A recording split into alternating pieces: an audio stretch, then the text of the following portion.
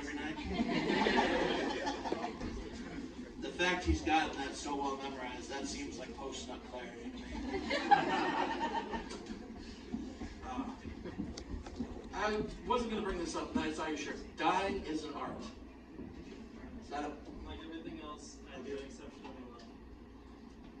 So you're just outing yourself as a serial killer now, is what you're saying? It's a poem from fucking Sylvia Plath. It's not mine. Whatever you need to tell yourself, bud. It's like, I've been waiting so long for someone to catch me. I'm just going around admitting that I'm a murderer. That wasn't very funny, but you know what? I'm glad I took that risk. That's the beauty of an open mic, is you take risks.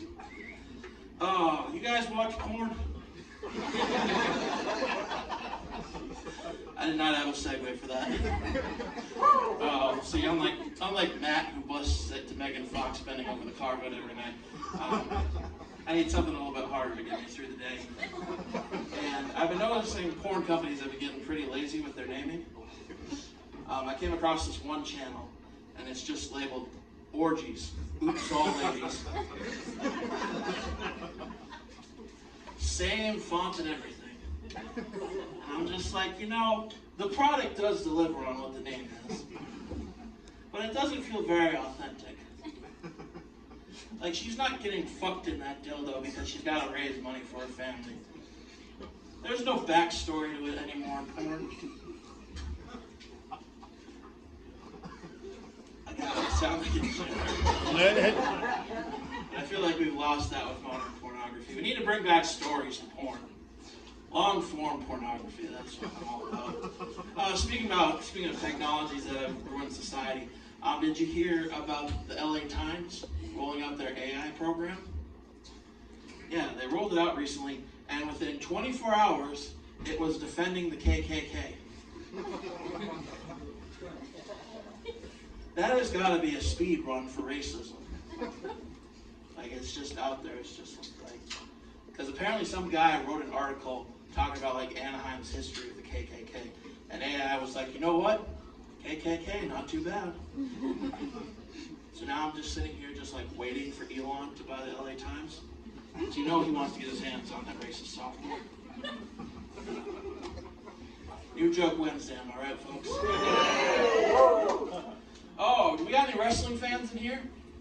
Woo! Yeah. Woo. How are you guys holding up? I'm honestly surprised you didn't woo. I think I know what you're going to talk about. Yeah. That makes me feel better. The John Cena heel turn? Oh yeah, my man. God, that has blown up my internet. Everywhere, it's like people are talking about it. It's like, I'll be honest, it was pretty impressive. But I gotta say, it was only the second most impressive heel turn by a man born in the Northeast past weekend. That's right, I'm talking about Trump. And the crowd falls silent. Yeah, did you see that press conference he did with Zelensky? And he's just fucking berating the poor guy. And it's like, he's been invaded by Russia. You could at least throw him a bone. And then he's like, oh, this is going to make great television. And it's like, you could have thrown a powerbomb or an RKO in there if you're going to be this shit. At least give it some entertainment. He goes in for the finisher. You got Elon and Vance just cheering him on from the side. I'm going to be honest, it's kind of like the NWO back in the 90s. You got Trump as Hulk Hogan. You got Elon as Kevin Nash. And J.D. Vance as Scott Hall. Oh, man.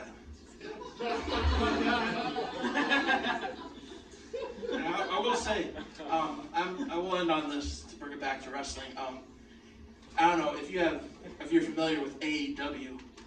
It's like the Joe Biden to Donald Trump's WWE.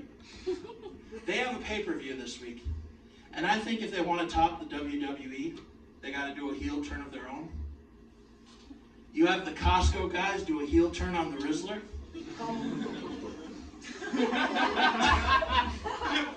Hear me out. Big Justice is celebrating with the Rizzler after the match, and then he just does the nut shot. You aren't telling me you wouldn't watch that? That would be riveting television. You guys, my name is Dylan Gromlin. Have a great night.